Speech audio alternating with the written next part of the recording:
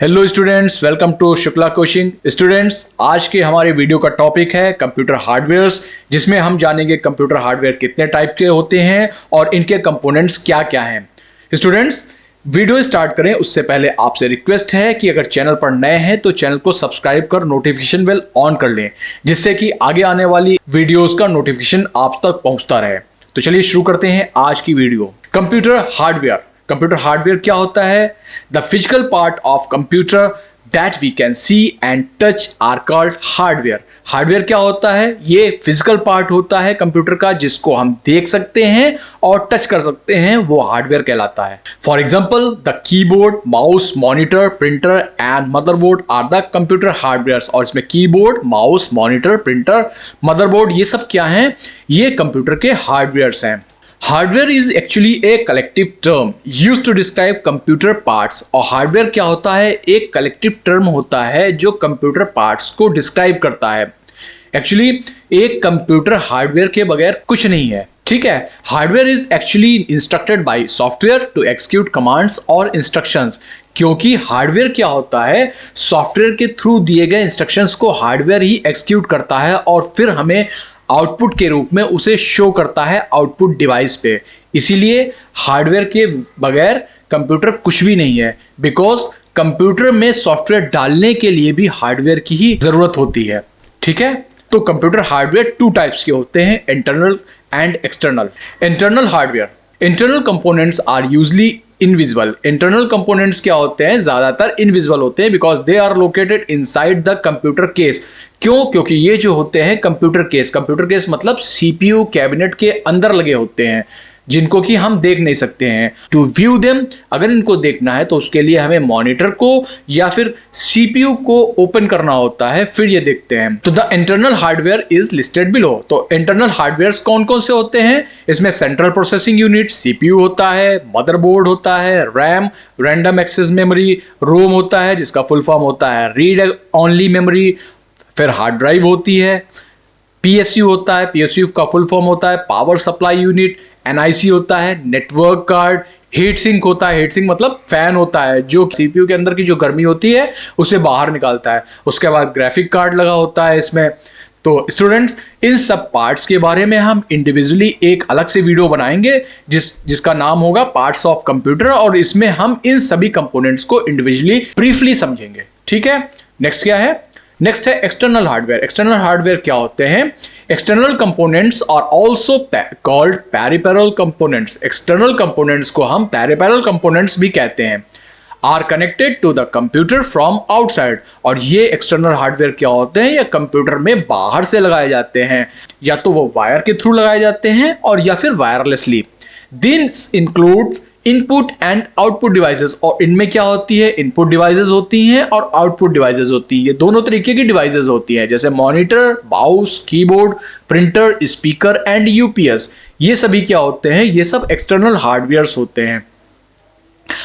अब देखते हैं कि इनके कंपोनेंट्स के बारे में, ठीक है। तो computer hardware is classified into 4 different categories. जो कंप्यूटर हार्डवेयर होते हैं ये 4 डिफरेंट कैटेगरीज में होते हैं। सबसे पहले इनपुट डिवाइसेस हैं, फिर आउटपुट डिवाइसेस, फिर प्रोसेसिंग डिवाइसेस और स्टोरेज डिवाइसेस। चलिए इनके बारे में एक एक करके देखते हैं। सबसे पहले देखते हैं इनपुट डिवाइसेस। इनपुट डिवाइसेस क्या होती हैं? ये हमने पहले की वीडियो में भी देखा है, आज फिर देख लेते हैं। Input devices are those hardware devices that provide input to the computer। और input device क्या होती हैं? input device वो devices होती हैं जो हमारे कंप्यूटर को input देती हैं। They are used by a user। और ये जो है एक यूजर के थ्रू यूज की जाती हैं to communicate with the computer, computer से कम्युनिकेट करने के लिए, and make it perform its task. जैसे कि हम लोग एक यूजर हैं और हमें कोई एक आउटपुट चाहिए, तो हम पहले इनपुट डिवाइस का यूज करके कंप्यूटर को इंस्ट्रक्शन देंगे, फिर वो कंप्यूटर जो है एक आउटपुट डिवाइस के थ्रू हमें आउटपुट देगा, ठीक। They are use to control and communicate with the computer. और इन डिवाइसेस का यूज कंप्यूटर के साथ कंट्रोल और कम्युनिकेट करने के लिए किया जाता है। ये डिवाइसेस कौन कौन सी होती हैं? इनमें कीबोर्ड है, माउस है, joystick, track ball, touch screen, scanner, webcam और माइक्रोफोन। ये सब क्या होती है? ये इनपुट डिवाइसेस होती हैं जो एक यूजर के थ्रू यूज की जाती हैं। स्टूडेंट्स, इन सभी के बारे में हम एक अलग वीडियो में इंडिविजुअली बताएंगे कि किसका क्या काम होता है और ये डिवाइसेस किस तरीके से वर्क करती हैं। नेक्स्ट देखते हैं output device. Output devices include computer hardware that delivers computer data to the user or customizes। और output devices क्या होती हैं? Output devices कंप्यूटर के वो हार्डवेयर्स होते हैं जो हमारे द्वारा दिए गए इनपुट इंस्ट्रक्शंस के रिजल्ट को शो करती हैं। इसके एग्जांपल्स हैं CTR monitor, TFT monitor. CTR monitor तो पहले चलते थे, अब तो TFT मॉनिटर्स चलते हैं, इनको हम बेसिकली मॉनिटर बोल सकते हैं। प्रिंटर्स होते हैं, इसमें कई टाइप के प्रिंटर होते हैं, laser printer, inkjet, dot printer, ये सब होते हैं। फिर स्पीकर्स हो गए हैं, मल्टीमीडिया प्रोजेक्टर्स हो गए हैं, और भी बहुत सारे होते हैं जिनको आउटपुट दिखाते हैं। अब क्वेश्चन ये उठता है कि हमने इनपुट किया, उसका हमें आउटपुट मिल गया, बट बीच में प्रोसेस हुआ, वो किस तरीके से किया गया, किन डिवाइसेस से किया गया है, उनको हम देखते हैं यहाँ पे। इनको बोलते हैं प्रोसेसिंग डिवाइस। तो when a data is sent to the computer, तो जब एक डेटा कंप्यूटर को इनपुट डिवाइस के थ्रू, ये वो कीबोर्ड भी हो सकता है या और कोई भी इनपुट डिवाइस हो सकती है, उसके द्वारा दिया जाता है, तो it passes through an intermediate stage. तो वो क्या होता है, आउटपुट देने से पहले एक इंटरमीडिएट स्टेज, एक बीच की स्टेज से गुजरता है, जिसे प्रोसेस कहते हैं। वहां पे आपका जो रफ डाटा होता है वो प्रोसेस होता है, और फिर उसके बाद एक रिजल्ट निकलता है आउटपुट डिवाइस पर। ठीक है, तो this is the stage where raw data is converted into information. और ये वही स्टेज होती है जहां पर हमारा रॉ डेटा जो है वो इंफॉर्मेशन में कन्वर्ट होता है। तो processing devices are the hardware parts of a computer that handle this intermediate stage. तो प्रोसेसिंग डिवाइस क्या होती है? प्रोसेसिंग डिवाइस वो हार्डवेयर पार्ट्स होते हैं जो इस इंटरमीडिएट स्टेज को हैंडल करते हैं। इनमें CPU आता है, मदरबोर्ड है, GPU, ग्राफिक प्रोसेसर यूनिट, और नेटवर्क कार्ड्स होते हैं। स्टूडेंट्स, इन सभी के बारे में भी हम अलग से वीडियो में ब्रीफली एक एक करके समझेंगे। ठीक है, अब आती है स्टोरेज डिवाइसेस। क्यों? क्योंकि हमने जो डेटा इनपुट किया और उसका आउटपुट मिला, तो हमें उसको स्टोर करने की भी जरूरत पड़ती है। तो हम कहाँ स्टोर करेंगे? तो उसके लिए होती है स्टोरेज डिवाइसेस, और ये भी कई टाइप की होती है। तो सबसे पहले समझते हैं हम प्राइमरी डिवाइस क्या होती है। तो these storage devices are used to temporary store data. और ये जो स्टोरेज डिवाइसेस होती हैं, जिनको प्राइमरी स्टोरेज डिवाइस कहते हैं, ये टेम्पररी डेटा को स्टोर करती हैं। These are relatively small in size। और ये क्या होती हैं? ये साइज में छोटी होती हैं। इनमें कौन कौन सी आती हैं? इनमें आती है रैम, रोम और कैश मेमोरी। इसमें रैम आता है, रैंडम एक्सेस मेमोरी, रोम आता है, रीड ओनली मेमोरी, और क्या आता है? कैश मेमोरी आती है। तो स्टूडेंट्स, रैम और रोम के बारे में तो हम पिछले की वीडियो में भी पढ़ चुके हैं। अब आज हम देखेंगे कैश मेमोरी क्या होती है। ठीक है, उससे पहले हम देखते हैं सेकेंड स्टोरेज डिवाइस कौन सी होती है। इसको बोलते हैं secondary storage device. These memory devices have a liquid storage capacity and store data permanently. और ये मेमोरी डिवाइसेस क्या होती हैं? ये हमारे डेटा को परमानेंटली स्टोर करती हैं। ठीक है, they can be located inside और आउटसाइड द कंप्यूटर। और ये कंप्यूटर के बाहर भी हो सकती है और कंप्यूटर के अंदर भी, जैसे कि HDD, हार्ड डिस्क ड्राइव, और SSD, सॉलिड स्टेट ड्राइव्स, ये कंप्यूटर के अंदर, मतलब CPU कैबिनेट जो होती है उसके अंदर मदरबोर्ड पे लगी होती हैं। ठीक है, ऑप्टिकल डिवाइसेस होती है, ऑप्टिकल डिस्क ड्राइव्स होती हैं, पेन ड्राइव होती है, USB ड्राइव जिसको बोलते हैं, उसके बाद स्मार्ट कार्ड्स होते हैं, ये सब एक्सटर्नली यूज होते हैं। आगे आने वाली वीडियो में हम इनके बारे में भी अलग से समझेंगे, और HDD और SSD में क्या फ़र्क होता है, क्या इनके क्वालिटीज़ हैं, इनको भी हम विस्तार से जानेंगे। ठीक, अब देखते हैं कैश मेमोरी क्या होती है। तो देखिए, cache memory is located inside the CPU chip और between the CPU and the main RAM. Cache memory जो है वो ये CPU लगा हुआ है, इसके अंदर भी हो सकती है या फिर CPU और मेन मेमोरी के बीच में भी हो सकती है। ठीक, तो इससे क्या होता है? Cash memory is a small high speed buffer between the CPU and memory. तो कैश स्पीड क्या होती है? ये CPU और रैम के बीच में हाई स्पीड बफरिंग का काम करती है। इन दोनों के बीच में हाई स्पीड बफरिंग का काम करती है, मतलब डेटा का जो ट्रांसफर होता है उसकी स्पीड को बढ़ाने के लिए इसका यूज किया जाता है। कैश मेमोरी को इंप्लीमेंट क्यों किया जाता है? Modern CPUs operate as much higher speed than the main memory. और आजकल के CPU जो ऑपरेट किए जा रहे हैं वो मेन मेमोरी से कहीं ज़्यादा स्पीड पे किए जाते हैं। इससे क्या होता है? Without cache the CPU would spend a lot of time waiting for data to be fetched from the RAM. और अगर CPU में ये कैश ना लगा हो तो CPU को बहुत वेट करना होता है रैम से डेटा को फेच करने में, रैम से डेटा को लेने में। इसलिए कैच जो है वो सीपीयू और रैम के बीच में एक ब्रिज का काम करता है। और इससे होता क्या है, इससे जो परफॉर्मेंस होती है वो इंप्रूव होती है। बाय स्टोरिंग कॉपीड और frequently used data and instructions in the fast cache, the CPU can access them much more quickly.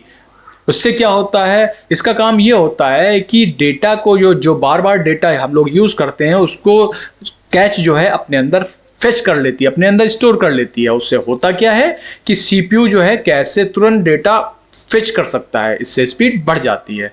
ठीक है, अब देखते हैं वर्क कैसे करता है। तो CPU request, when the CPU need a piece of data it first check the cache memory. और जब सीपीयू को कोई डेटा की जरूरत होती है तो सबसे पहले वो कैश मेमोरी में ही चेक करता है।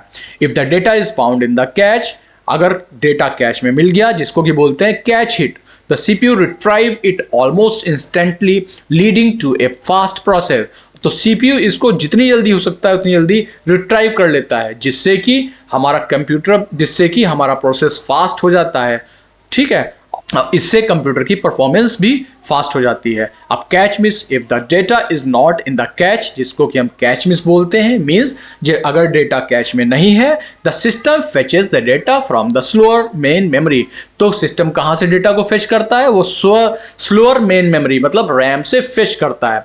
Data storage, the fetched data is then copied into the cache so that it's available for future faster access।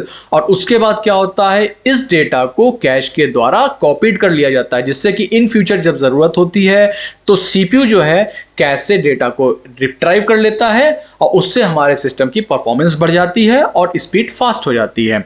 अब देखते हैं कैश के टाइप कितने होते हैं। तो there are 3 types of cache memories, level 1 cache, level 2 cache, level 3 cache. Level 1 cache क्या होता है, level 1 cache memory is small in size and very fast. Level 1 cache memory जो होती है वो छोटी होती है साइज में लेकिन बहुत फास्ट होती है। This memory is located inside the CPU and store very small amount of data. और ये मेमोरी जो होती है सीपीयू के अंदर लोकेटेड होती है और ये बहुत कम डेटा को कॉपी करती है, स्टोर करती है। This memory range in size from 2 KB to 64 KB। और इस मेमोरी की साइज रेंज जो है वो 2 KB से 64 KB ओनली होती है। Whenever the CPU need data, और जब भी CPU को डेटा चाहिए होता है ये सबसे पहले ये L1 कैश में ही इसको सर्च करता है। If the CPU find the data in level 1 cache, it does not need check the remaining level। और अगर CPU को यहाँ पर डेटा मिल गया तो फिर ये अदर्स मेमोरीज को चेक नहीं करता है। अब देखते हैं level 2 cache. Level 2 cache memory can exist anywhere inside और आउटसाइड द सीपीयू। और लेवल 2 कैश मेमोरी कहीं भी सीपीयू के बाहर या सीपीयू के अंदर कहीं भी हो सकती है। Level 2 cache memory slightly larger than level 1 memory.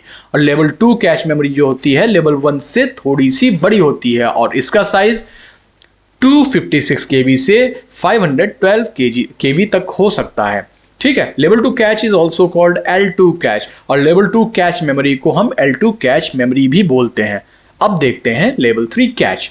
Level 3 cache memory is not presented in all CPUs, only some high end CPUs में have this type of cache. और लेवल 3 कैश मेमोरी सभी CPUs में नहीं होती है, केवल कुछ ही लेटेस्ट और हाई एंड CPUs में ये मेमोरी पाई जाती है। It is slightly larger in size than L1 and L2। और ये क्या है, L1 और L2 से साइज में बड़ी होती है। कितनी बड़ी होती है, इसके साइज रेंज 1 MB से लेकर के 8 MB तक होती है। And level 3 cache memory is used to enhance the performance of L1 cache and L2 cache. और ये L1 और L2 कैश मेमोरीज की परफॉर्मेंस को बढ़ाने के लिए यूज की जाती है। Level 3 cash is also called L3 cash. और लेवल 3 कैश को L3 कैश भी कहते हैं। तो स्टूडेंट्स, ये था आज का वीडियो जिसमें हमने जाना कंप्यूटर हार्डवेयर्स के कंपोनेंट्स के बारे में। आगे की वीडियो में हम जानेंगे पार्ट्स ऑफ कंप्यूटर्स के बारे में। वीडियो कैसी लगी कमेंट में जरूर बताएं और आपका कोई भी क्वेश्चन इस वीडियो से रिलेटेड हो तो कमेंट में पूछें।